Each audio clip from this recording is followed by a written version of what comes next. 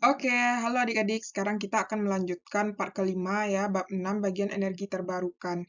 Nah, di sini bagian aktivitas 6.3, silakan adik-adik lihat buku paketnya masing-masing. Nah, persoalannya yaitu pada aktivitas 6.3 mengatakan, cobalah untuk melakukan analisis seperti kalian menelusuri perubahan energi yang terjadi pada kincir air. Terdapat 3 titik yang diamati pada kincir air bermasa M kilogram. Berarti kita buat diketahuinya adalah masanya M. Kemudian terdapat 3 titik yang diamati pada kincir air bermasa M, yaitu A, B, dan C. Pada titik A, aliran air memberikan dorongan, sehingga kincir air tersebut dapat berputar dengan kecepatan, berarti VA sama dengan 2 × 15 meter per sekon. Jadi ini diketahui masing-masing, HA-nya adalah 0, HB-nya adalah 1,5, kemudian HC-nya adalah 3. Nah, bagaimanakah perubahan energi yang terjadi pada kincir air pada posisi A, B, dan C? Jawaban dinyatakan dalam bentuk diagram, batang yang diarsir sesuai besar energi dengan yang diberikan penjelasan dan alasan menjawab. Oke.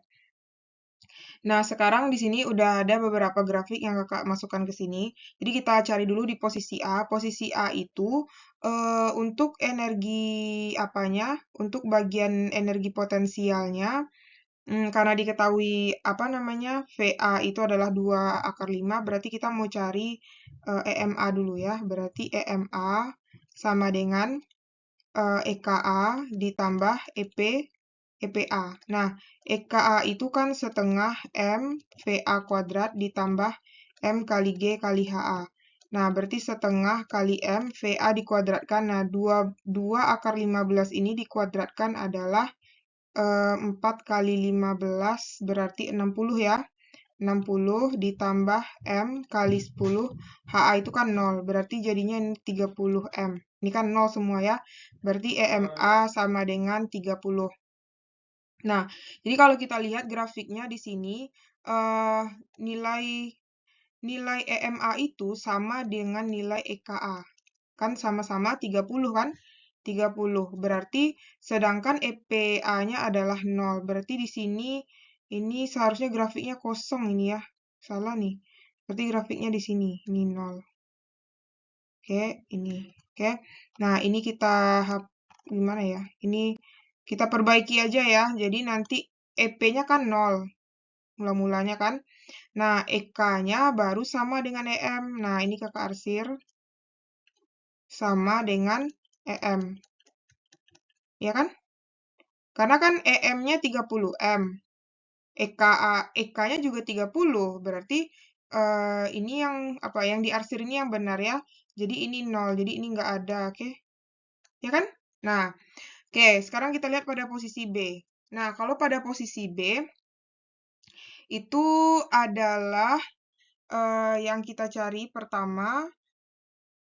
Jadi kan cari dulu nilai VB, karena kan untuk posisi B itu adalah EMB sama dengan EKB ditambah EPB. EKB itu kita belum punya untuk VB kan, jadi kita cari dulu nilai dari ini. Apa namanya? Nilai dari VB. Dengan menggunakan energi mekanik, EMA sama dengan EMB. Berarti EKA ditambah, nah langsung aja ya, kan EMA kita udah punya nih 30 M. Berarti 30 M. EMB itu berarti kan setengah M VA kuadrat, EMVB kuadrat, ya. Ditambah EPB itu kan M kali G kali HB, atau G-nya kita ganti jadi 10. HB-nya adalah 1,5. Berarti ini 30 M sama dengan setengah MVB kuadrat ditambah ini adalah 15 M. Berarti ini dikurangin 30 dikurang 15 dalam kurung M sama dengan setengah MVB kuadrat. Berarti jadinya ini kan 30 kurang 15, 15 kali 2 berarti 30, jadinya 30 M. Jadi dapat VB kuadrat adalah M. Nah, baru kita cari EM di B ya. EM di B itu adalah EKB ditambah EPB. Nah, Berarti EKA itu adalah setengah M VB kuadrat ditambah M kali G kali HB. Nah, berarti ini setengah M, VB kuadrat kan 30M. Oh iya, ini M-nya nggak ada lagi ya, nggak ada lagi 30M. Ini boleh kita coret nih, ini habis, ini habis. Jadi ini nggak ada M-nya lagi, 30. Nah, berarti ditambah ini adalah HB itu 1,5, berarti kali 10. Ini kan G 10 berarti 15M. Berarti ini jadinya otomatis kalau kita jumlahin, EMB itu adalah 30M. Karena kan setengah M kali 30, 15 tambah 15, 30. Nah, artinya, jadi artinya EKB itu nilainya sama dengan EPB, ya. EK sama dengan EP, sama-sama 15. Nah, ini baru benar ya. Nah, EM-nya 30. Nah, gini, ini baru benar. Oke? Nah, kayak gitu. Jadi angka arsir ini grafiknya yang benar ya.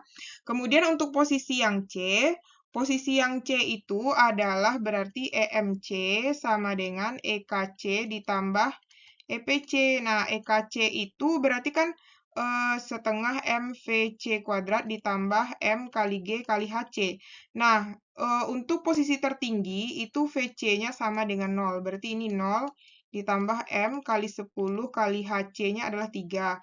Berarti ini dapat 30M. Sehingga EM-nya sama dengan 30. Jadi EK-nya seharusnya 0 ya. Ini kebalik kayaknya nih. Seharusnya atau gini aja deh, kita ganti ya ininya.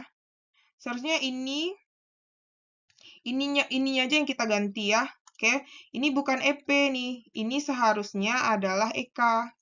Ini EK, ini baru EP. Nah, ini baru EM ya. Nah, kalau ini yang 0 itu kan EK, bukan EP. Berarti EK, kemudian EK-nya EK dengan ini adalah EP. Nah, jadi kan ini sama dengan EP. Jadi posisi tertinggi energi mekanik sama dengan energi potensial. Tapi kalau posisi terendah, energi mekaniknya sama dengan energi kinetik. Oke, adik-adik paham ya? Berarti dapat kita ambil kesimpulan. Nah, kesimpulannya pakai pena biru ya. Oke. Kesimpulan. Nah, apa yang bisa kita ambil kesimpulan? Jadi nilai energi mekanik tetap pada posisi apapun. Jadi energi mekanik itu nilainya tetap pada posisi apapun kan. Jadi kan semuanya sama nih, energi mekaniknya semuanya 30 kan. Nah, jadi pada peristiwa tersebut berlaku hukum kekekalan energi mekanik ya. Paham ya adik-adik? Nah, jadi dari itu kita dapat kesimpulan posisinya. Jadi energi mekanik itu adalah tetap karena kan kita udah belajar sebelumnya pada part sebelumnya itu tentang kekekalan energi mekanik. Jadi dimanapun posisinya nilainya tetap ya. Paham ya adik-adik? Yang berubah itu hanya energi potensial. Ketika energi potensialnya kecil, EK-nya besar kan? Nah, jadi ketika EP-nya kecil, EK-nya besar. Tapi sedangkan jika dia EK-nya kecil, EP-nya besar. Oke, paham ya? Nah, jadi kita lanjutkan di part selanjutnya ya. Oke, sekarang kita lanjut part ke-6. Nah, part ke-6 ini adalah bagian soal yang B ya. Nah, silakan adik-adik lihat buku paketnya masing-masing. Di sini kakak hanya memasukkan tabelnya aja karena soalnya terlalu panjang ya. Jadi katanya di situ sekelompok siswa melakukan percobaan mengenai energi yang hilang pada peristiwa koin bertabrakan dengan lantai. Percobaan ini dilakukan dengan cara menjatuhkan koin ke lantai pada ketinggian yang diubah-ubah yaitu 1 meter. Nah, ini ketinggiannya diubah-ubah ya 1 meter, kemudian 2 meter di atas lantai. Kemudian, apa lagi katanya? Untuk satu ketinggian dilakukan pengulangan pengambilan sampel data sebanyak 3 kali. Koin yang digunakan adalah koin 100. Alat ukur yang digunakan adalah meteran, sensor bunyi, dan smartphone. Dan aplikasi dari PIVOK ya. Prinsip bunyi yang dihasilkan dari benturan koin dengan meja Jadi, prinsip kerjanya adalah sensor bunyi pada smartphone menangkap energi bunyi yang dihasilkan pada benturan koin dengan meja. Hasilnya adalah sebagai berikut. Nah, didapatkan data sebagai berikut ya. Kemudian dengan H merupakan ketinggian awal sebelum koin dijatuhkan, energi 1 merupakan energi sebelum tumpukan, dan energi 2 merupakan energi yang digunakan koin untuk memantul. Nah, yang ditanya, tentukan variabel-variabel yang terlibat pada percobaan deskripsi di atas. Nah, jadi yang pertama yang ditanya adalah variabel bebas. Jadi yang ditanya, jadi ada sebuah permasalahan ya. Sebuah permasalahan. Jadi permasalahan itu kita menentukan variabel, ini kakak singkat aja ya, variabel bebas. Nah, variabel bebasnya itu adalah, jadi yang berubah-ubah itu apa? Ketinggiannya kan, berarti variabel bebasnya adalah ketinggian, oke. Kemudian yang kedua adalah variabel terikat. Nah, yang B-nya itu adalah variabel terikat. Variabel terikat itu variabel yang variabel terikatnya itu adalah variabel yang apa namanya? Yang dihasilkan ya. Jadi di sini katanya variabel terikatnya adalah energi yang digunakan untuk memantul kembali. Jadi kalau di permasalahan itu variabel terikatnya adalah energi yang digunakan, oke? Energi yang digunakan. Nah, terus kemudian yang C-nya itu ditanya adalah variabel kontrol. Nah, variabel kontrol itu yang kita apa namanya tuh yang kita lihat ya variabel kontrol itu berarti yang tidak kita beri apapun gitu ya. Jadi variabel kontrolnya itu adalah koin 100. Berarti variabel kontrolnya adalah koin 100 ya. Nah, jadi itu apa namanya? Analisis data dari percobaan bagian yang nomor 1, oke. Kita buat di sini. Ini nomor 1 ya. Kemudian yang nomor 2, sebelum yang nomor 2 itu pertanyaannya adalah tentukan bentuk energi yang terlibat pada deskripsi percobaan tersebut. Bentuk energi sebelum koin dilepaskan. Berarti sebelum koin dilepaskan itu apa bentuknya tuh?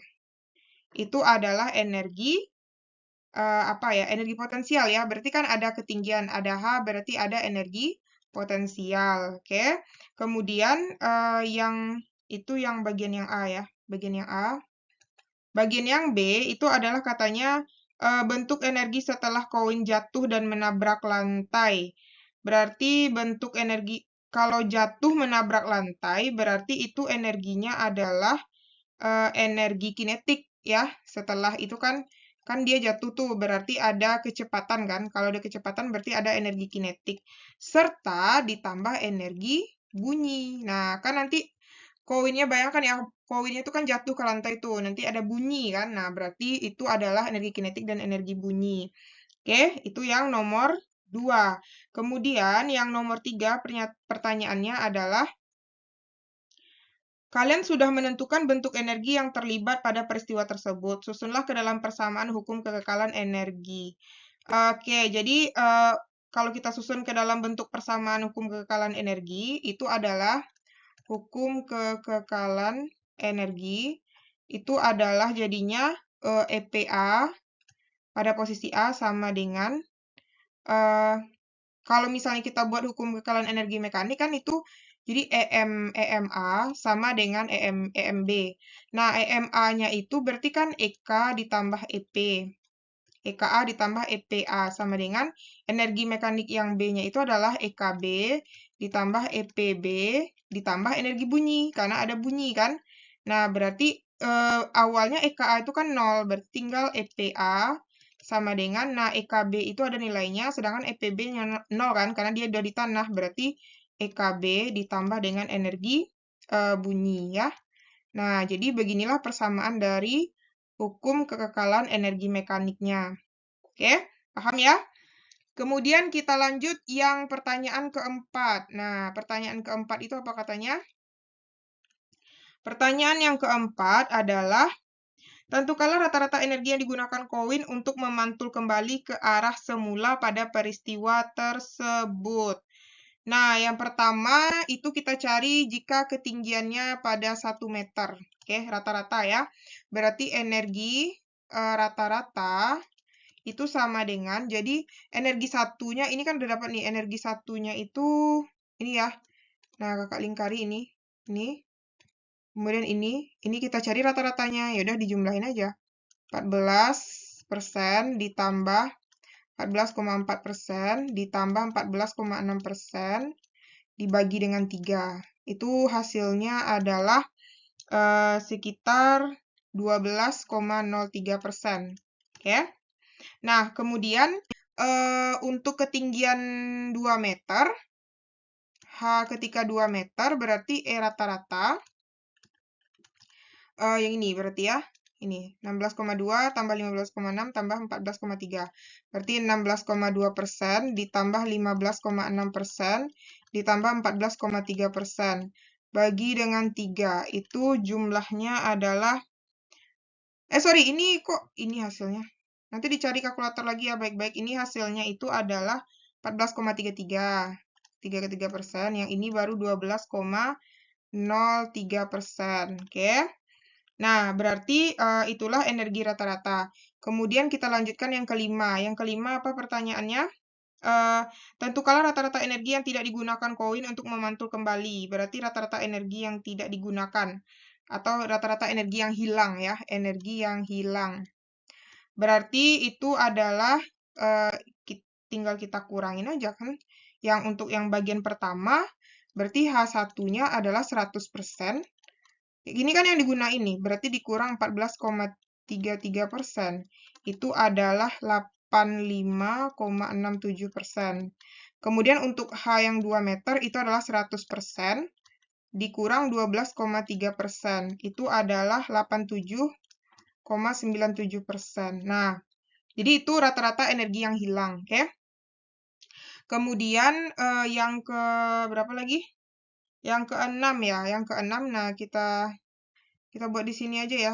Kita cukupkan aja tempatnya, oke. Yang ke-6 itu adalah tentukanlah efisiensi dari peristiwa tersebut. Nah, efisiensi. Nah, kita udah belajar sebelumnya kan? Efisiensi. Apa rumus efisiensi? Efisiensi itu adalah, ini kebalik ya. Efisiensi. Bentar. Efisiensi. Nah, jadi efisiensi itu rumusnya adalah jadi efisiensi itu kan dia, nah jadi energi yang digunakan ya, energi yang digunakan berarti energi yang kita gunakan yang pertama kan 14,33% dibagi dengan energi keseluruhan 100% dikali 100%. Nah, jadi artinya untuk H1, H sama dengan 1 meter tuh ini artinya jadinya 14,33% jadinya kan. Nah, sedangkan untuk H ketika 2 meter, nah berarti artinya sama juga tuh. Ini kita tandain ya biar nggak ragu. Nah, ini efisiensi 1 kan. Kalau efisiensi 2 berarti ini jadinya 12,03% dari total keseluruhan energi 100% dikali 100% kan. Karena kita udah belajar tuh materi efisiensi kan. Jadinya ini boleh dicoret. Sehingga efisiensi yang kedua itu dapat 12,03%. Nah, begitulah kira-kira untuk part kelima ini ya. Nah, habis itu kita lanjut lagi part keempat, oke? Kalau ada pertanyaan, silahkan komen di kolom komentar ya.